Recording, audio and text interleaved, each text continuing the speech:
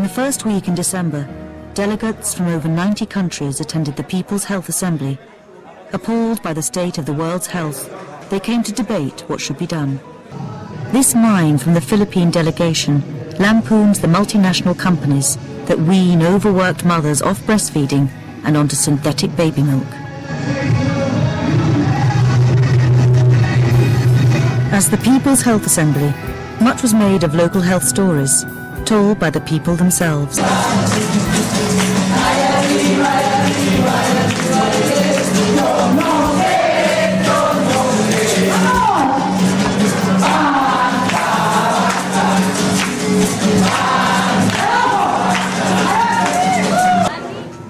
attainment of the highest possible level of health and well-being is a fundamental human right, regardless of a person's color, ethnic background, religion, gender, age, abilities, sexual orientation, or class.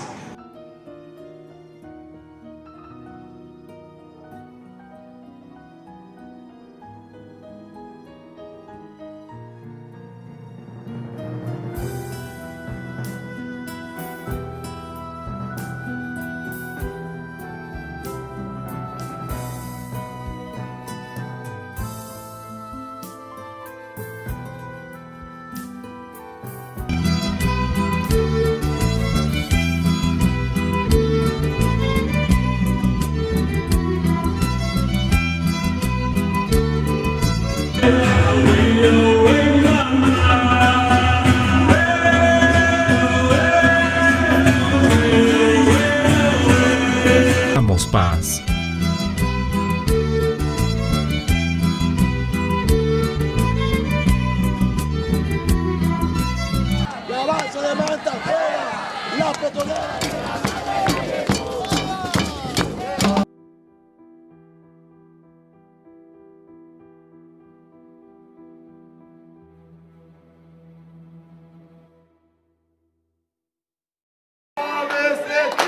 Cape Town, South Africa, the 5th of July, 2012.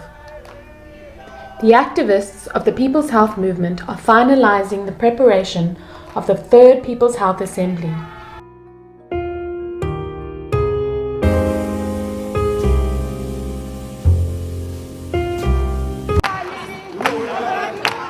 The last part of the assembly gives space to some positive experiences where health activists decided to take initiatives to make health accessible. They believe that participation of all is necessary.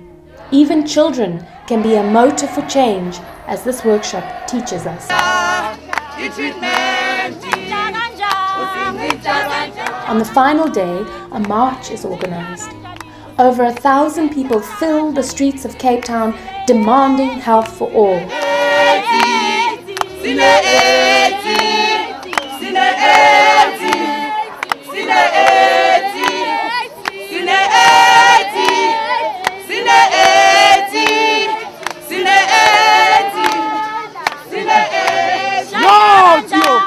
Yo mama tio, yo mama tio.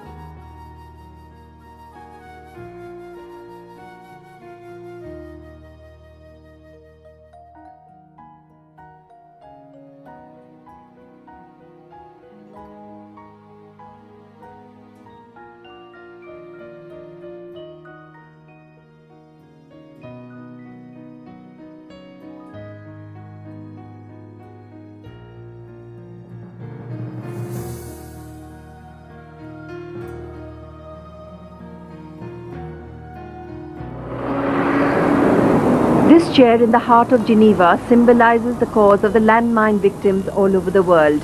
And it is this very spot that the People's Health Assembly delegates chose to focus the global health crisis. The People's Health Movement, a participatory process of health NGOs from 92 countries, which began in Dhaka in 2000, came to the 55th General Assembly to present their People's Health Charter. The People's Health Charter very clearly states that health is not a biomedical issue, that it's a much deeper social, economic, political and cultural issue, and health is a basic human right.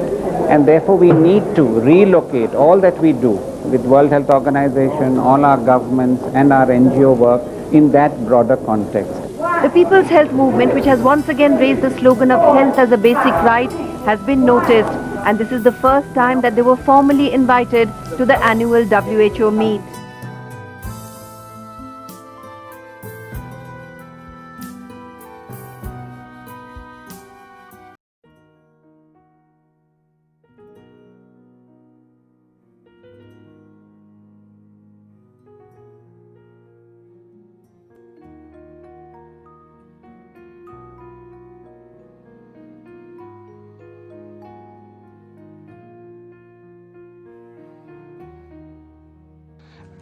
After 2 decades of negotiating, setting up several working groups, evaluating and passing resolutions, it is now time to congratulate WHO and all member states for years of hard work.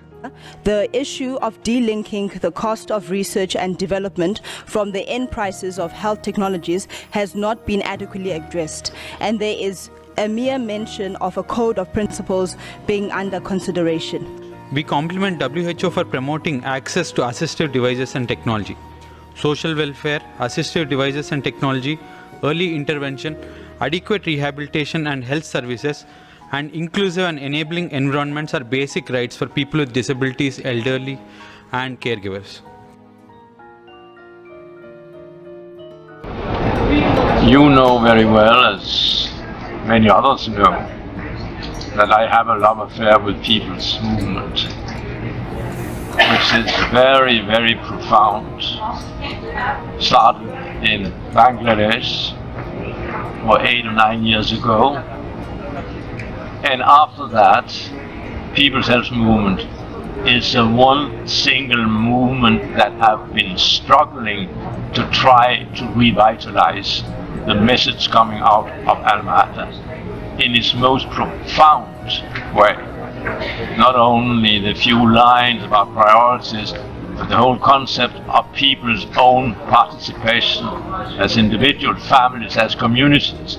You have shown one can mobilize people at all levels in order to somehow fight for their own health and well-being, socially and in any other way too.